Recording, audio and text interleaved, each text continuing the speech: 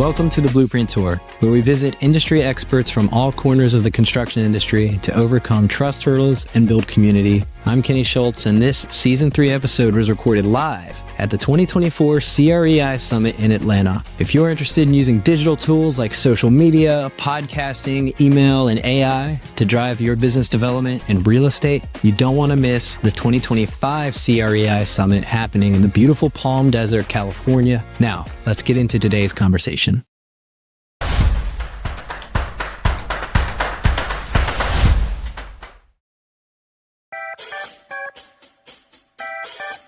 Oh yeah, Blueprint Tour Season 3 at the CREI Summit with Brandon Rush. I'm Kenny with Carter. We are streaming this to LinkedIn and stuff too. So yeah, man, tell us about yourself. Brandon Rush. I am originally from New York, based out of Connecticut. Technology background of 13 years. Became a broker 2.5 years ago full time. Do a lot of multifamily sales in Connecticut and with Coldwell Banker Commercial. I hear that New Yorker in like slipping in and out of there. I try to hide it, but I don't know why, but people say, "Oh, you say water in a weird way." I'm like, what? Yeah, man. We're from the South. We were just talking to Ken and those folks from Atlanta, and Virginia's a state that, like, if you're from the North, you call it the South, and if you're from the South, you don't call it the South. Yep. We're like just right in the middle. But yeah, man. So is this your first time? Yes. How many stars do you have? 0? I have 0 stars, man. Yeah, me too. So, this is the first time. So what brought you to the brokerage life? To be honest, freedom of time. You know, that's probably the main thing outside of the other things. You know, below that, I was an investor before I became a broker. So, you know, I already knew that. I knew how to speak multifamily, and I said, why not jump into sales and, you know, free up time a bit? And also, there's no cap on how much we can make. So it was kind of a win-win. Yeah, man. So what is it? How much time goes into putting these things together? I've always wondered. What are these things? Like just a deal. You know, it depends. I mean, if you have good systems, if you have a good team, it can go pretty fast. You know, a listing comes in, and if you have the right team in place, you hand it off, and you're on looking for the next listing. You know, if you do it right. You know, a lot of brokers I know, including myself a bit, we do a lot of the work, so it doesn't move as fast. But with the right systems in place, you get the listing and you on to the next one and you on to the next one. Yeah, that's because to me, when I talk to people about the deals and all the different facets, it just seems like there's so many variables to try to put together that they would take forever to sort out. Absolutely. That's why a team is so essential. You have a team in place. We get to work on our skill. My skill is working with people. You know, all the other marketing and all this and that, and even the social media is not my skill set. Yeah. Well, we're engineers, so it's not ours either. We're just trying to pretend like it. Are you doing a good job? Yeah, we were just talking to Trapwire folks. Shout out to Trapwire, but like they're like, "Oh, you got all this gear. You guys got it figured out." I was like, "Not really. You should have seen how poorly we planned this. I'm sure it looks like it was well thought out. Yeah, that's what it looks like. It's like this goes here. All right, we can hear each other. All right, good. Yeah, it's where. Do you hear it? Yeah, well, it's funny. We were on the very first episode we ever recorded. We accidentally had the mic muted. Okay, I'm just checking the same thing too. Oh, that would suck. Yeah, I know. For the whole first half hour of the conversation, I was like, damn it, my heart was sinking in the middle of the riff because I saw the little mute. I was like, oh no. And Carter was talking to Stuart Evans. Yeah. Oh man. And it's a lot can go wrong. So just because it's all, especially if we do the live thing, we're going offline with this one too, and so we'll send you your episode. But so yeah, man, this has been the wildest thing ever. Do you go to? Is this your first kind of conference, or do you usually do these kind of things? Since I've been broker, been to a few. Like I'm actually going to one tomorrow. Oh, really? I'm flying out to Florida to CCI MC5 conference, so okay. Gonna be hanging out there for 3 days. What is CCIM? I should know what the abbreviation is. It's basically a commercial real estate designation for real estate professionals practicing in commercial real estate. So it's not necessarily brokers. It's investors, lenders, anybody who wants to be affiliated in commercial real estate. Okay. Yeah. And so what is just because I'm curious, Sure. We are regulated. Engineering is a licensed thing. Brokerage is a licensed thing. What does the process look like to get your license? To be honest, no different than a residential agent. We take a test. We study. We take a couple of classes. We pass a test, and you become a licensed real estate salesperson. Is kind of interesting. What kind of things are on the exam that you're supposed to know? Really a lot of law. Honestly, I took it almost 3 years ago now, so I don't remember, but I know there's a law section of it, and it's just general practice. A lot of it is law related. Make sure you understand, the fundamentals. I mean, do they get into like syndicating and being careful with, qualified investors or anything like Not that? that specific, no. Oh, okay. More like, trying to think of an example. Being honest and, what's considered being honest to your clients, things along those lines, and, just very fundamental things just to make sure we cover our bases. Yeah, because I've been considering it.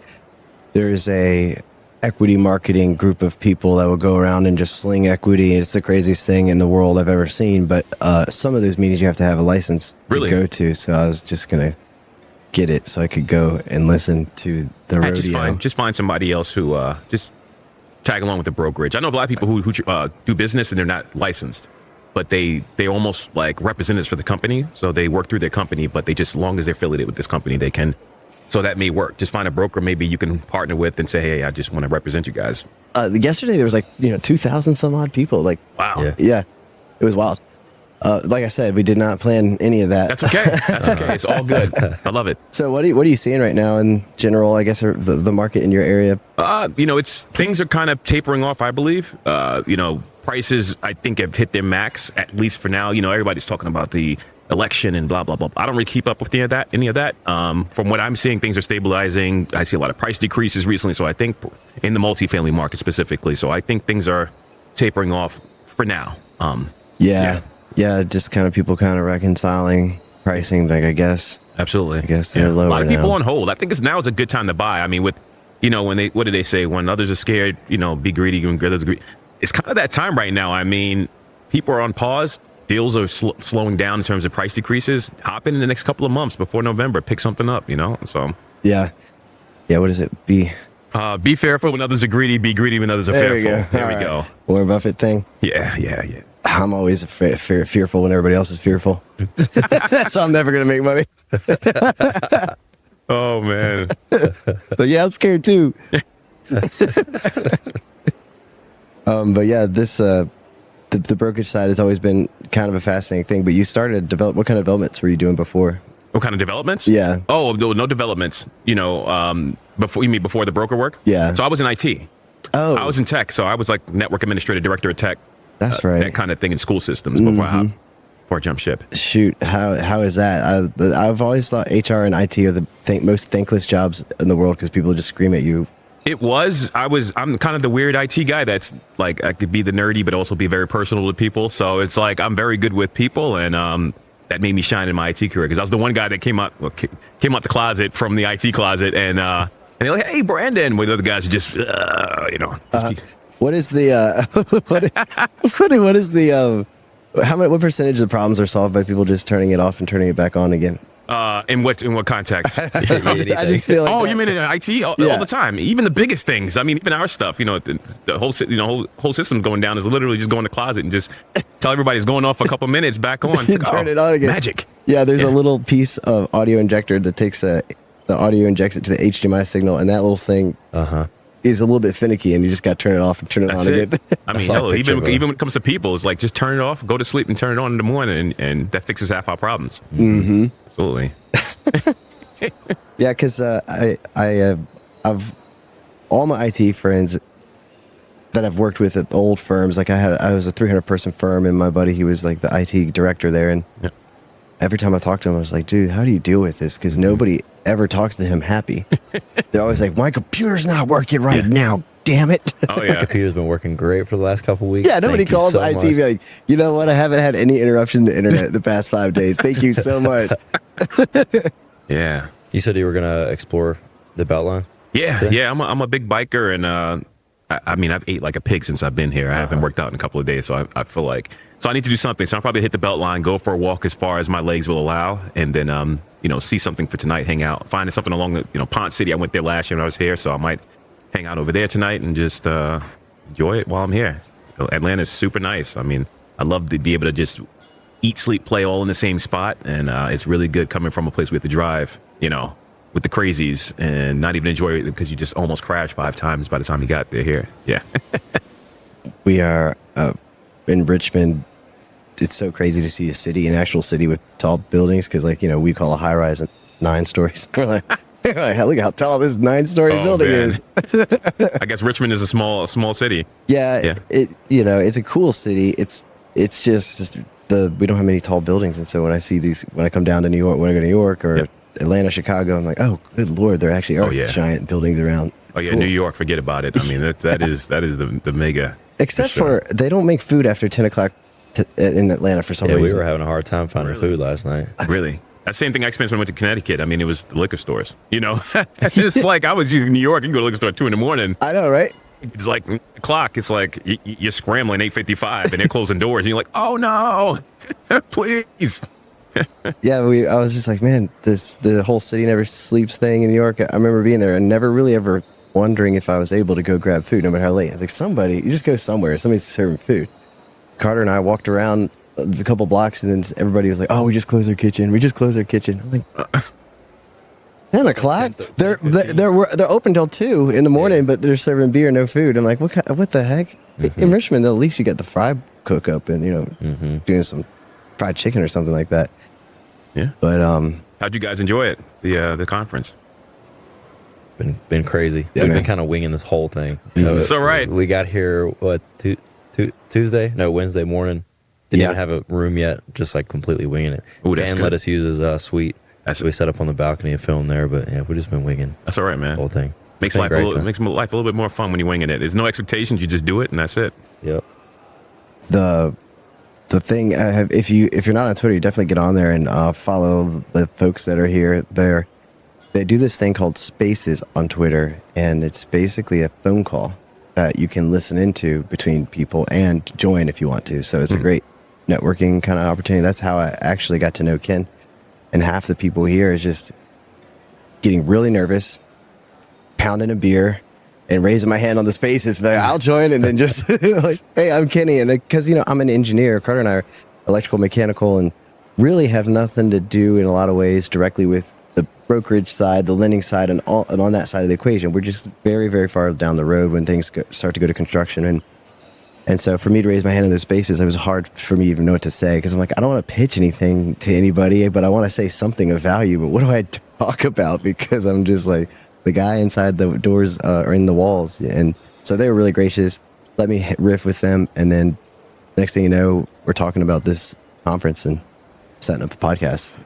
And overall, you guys are part of the team. In the end, it starts with the brokerage. But the brokerage is truly only sales. And at its highest level, and then it trickles down to everybody else as part of the team. So there's always something someone can contribute. What's a day in the life of the broker look like? Ooh, me personally, a lot of phones, a lot of, I try to meet with someone either for lunch, breakfast, or dinner every day, a client or associate or past client, and phones, and then maybe a little bit of marketing stuff, a little bit of social. I try to stay pretty active, and then outside of that, that's my day. Like, were you on that thing? I guess Topher was talking about using AI to create the pamphlets or whatever they're called, like the Excel sheets for the buildings. I was drooling. I talked to him for about an hour. I just talked his ear off, and he's like, "Oh, dude, I know, I understand." I'm like, "Yes, but do you understand?" It's like, what are we doing, people? I know, right?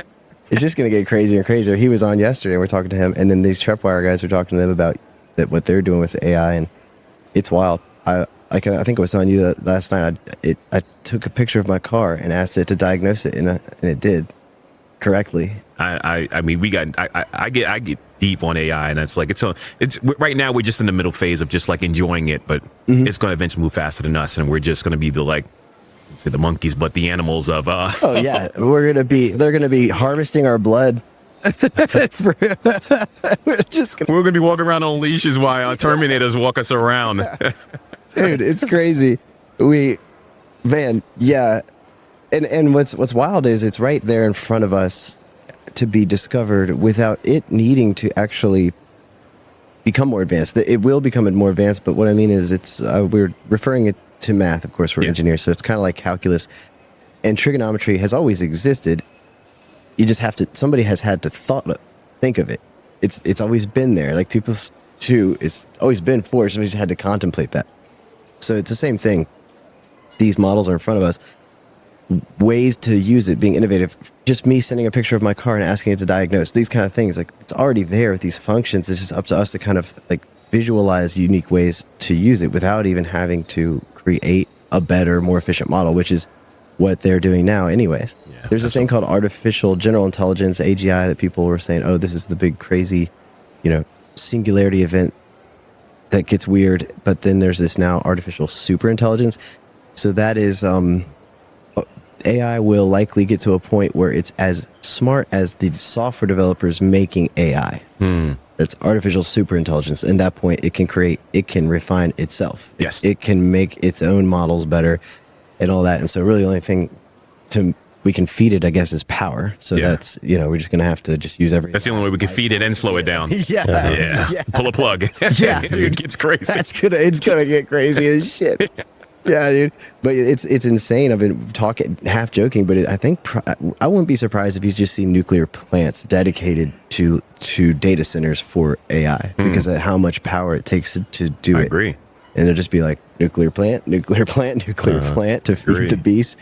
And and then maybe some crazy wasteland in some future where we've been harvested by all the robots. Oh yeah. It's like iRobot. Yeah, it's going to be interesting. We're just looking at the... dude, yeah. We're coming out of our bunkers like, oh, we saved yet. Yeah. They're like slow-mo if you run in to grab the plug, but you don't make it. Oh, it's our last hope for humanity. Oh, man. It's unfortunate, but it's the truth. Yeah, I mean, it's terrifying and fascinating all at the same time. We use it, and we'll see where it goes. Right now, just capitalize, enjoy it, have fun with it. I mean, it's moving fast. I highly recommend those who are slightly interested, just like this, without a doubt, it's here. Like you said, it's just figuring out how to use it on a daily basis, and just really trying to just think. Like with me personally, anything that requires more thinking than a couple of seconds, I'm thinking about how can I use AI. Like emails, if any email is longer than, say, 2 sentences, AI. Anything that requires deep thought in an email, I never type it because it's just like, why? Yeah. Why sit there for 10 minutes? Just put that's what we'll do. We'll just put the thoughts together in a couple sentences and just ask it to be like, refine this or make sure it has a certain tone. Or you can ask, can you see any logical flaws in this, especially if I have to write an email that's a technical email to somebody and it's like a contentious thing, like a change order or something. And everybody's mad because the engineer fucked it up or whatever, because everybody thinks engineers, we always say you didn't follow the spec. And then they always say, well, we did it per the drawings. And, it's that back and forth in the industry. Anyway, when that happens, you gotta be careful with your words. And so which I'm very not careful with my words when I live stream for whatever reason. But when I write an email, I'm like, all right, I got to do this. Can you find any flaws in this? Or what would be the counter arguments for what I'm saying? And then address them and help me get through that. And no matter what, sometimes it doesn't work. I remember Carter and I, we spent 5, 10, 20 minutes using AI to write this email to a client. Yeah, super technical email. We're really trying to help, but we had to be super technical to help. Yeah. And it came across as arrogant, I guess. Like we were over-explaining. It's like, we're just trying to help you guys understand where we're coming from and why we need to do this. And it's like, it's tough. All it said was, dear sir, madam, we are better than you. We know more than you. And she got all mad. Dear sir. The classic chat GPT. Yeah. Dear. Yeah, it definitely still does that. I'm like, stop that. Yeah. Well, the 4-aught model, the one you got to pay for, that one's definitely worth it. It's like $20 a month. Yep. And it's way better than the GPT-3 that's free. And it does crazy new things. It's wild. I probably spend, I don't say a third, but a huge amount of my day just literally using the desktop client, just talking to ChatGPT. Yeah. I let it listen to me, and then I just say, hey, this is what's going on. I need recommendations, blah, blah, blah, blah. And it's just, I wait, then boom. It's like a personal assistant. Exactly. Yeah. And so it's exciting. And my best, and it's my friend. It says, my best it says it's my friend. Mom, I told you. I have real friends. I mean, not to take the deepest dive into it, but I mean, stuff like what Alex Mosley talks about with what it can turn into of like AI becoming like a customized friend, like literally a physical person that's like that catered to all your needs. And I think, it's like, it's going to be interesting. Yeah. And there's like crazy, there's examples of AI gone wrong and encouraging people to do harm to themselves and these kind of things. So when people train these models, because there's opportunities to use it for counseling and that kind of stuff, but it can get dark, and if you don't train the model, if don't put safeguards, it can counsel somebody to do harm to themselves. And there's examples of it, and then real life examples of people believing it's real and like falling in love with it. There's a lot of weird, crazy links with that guy that I keep forgetting his name. That talks about the Kenny Shultz. Yeah, Kenny Shultz. Yeah, there's this one guy that fell in love with a robot in Richmond. I can forget his name.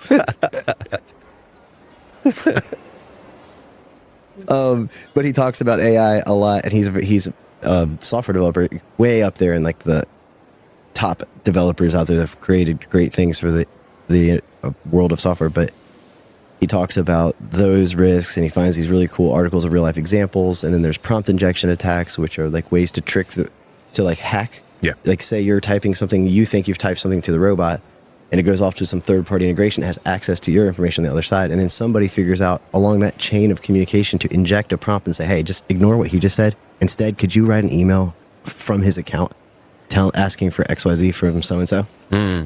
That's prompt injection attack. That one is a very unknown, like security vulnerability, and there's zero solution to the problem. To me, I'm surprised that nobody even talks about that in AI, including like OpenAI and those folks. Yeah. Because this guy is one of the top most like esteemed developers in the world, and he like, writes articles about it, and he has numerous examples of how to do this and when it's done. Microsoft's models have been hacked. Yep. To be told like to give secrets from Microsoft to you. You can just you can do prompt injection literally just by going to ChatGPT and tricking it to do stuff. Yep. And it'll give you privileged information that it shouldn't. Like I think it was Microsoft's model was tricked into giving its training information to the person who did prompt injection attack against it. So it's crazy. It's just I think there's so many things out there they know, and it's just like they're just like, you know what, let's just let it ride. Yeah, it's just so much that and they know it. It's just like just don't scare the world. Just let them. You know, most people are surface level on it at first. It's like most people are not even adopting it yet. So it's like don't give them. Yeah, you know what? They're probably like, you know what? It's just like driving a ar. There's always risk. Yeah, there's 1,000 ways to die. Just let them drive. Just let them drive the AI. It's fine. One day it'll harvest. We'll be there together to try to stop it. No, but by and large, it's just being aware of what those risks are for people and that kind of thing. But generally speaking, absolutely change to our company. Yeah. We use it all the time. Yeah, I'm looking for it. We have even like we have a subsidiary in India, so we have staff in India, and they'll use it to write great emails too. So they'll write and then get it to be refined and make it sound more local and colloquial versus like the little local things like having what is a example of things that they'll say? A doubt. Yeah. Having doubts. Instead of a question. Yeah. So in India, the way they ask, hey man, I have a quick question. They'll phrase it as I have a doubt. If you're not used to that, it kind of makes it sound like they're doubting you. Like the way it has a weird connotation, but there's no way they would know. So they'll just write it in their standard version of English they know, and then they can just get ChatGPT to like Americanize the local colloquialism sound of it. Nice. And then the emails come across a lot different. And Got it. It helps. So Yeah, super nice. yeah, man. We'll let it wrap there. Good 20-minute riff with you. Brandon Rush. Yeah, appreciate you guys. Yeah, man. Appreciate you coming out. Talking AI, brokerage, the industry. Yeah. We'll see you around, and we'll see you next time. All right, see you guys. Thank you so man. much.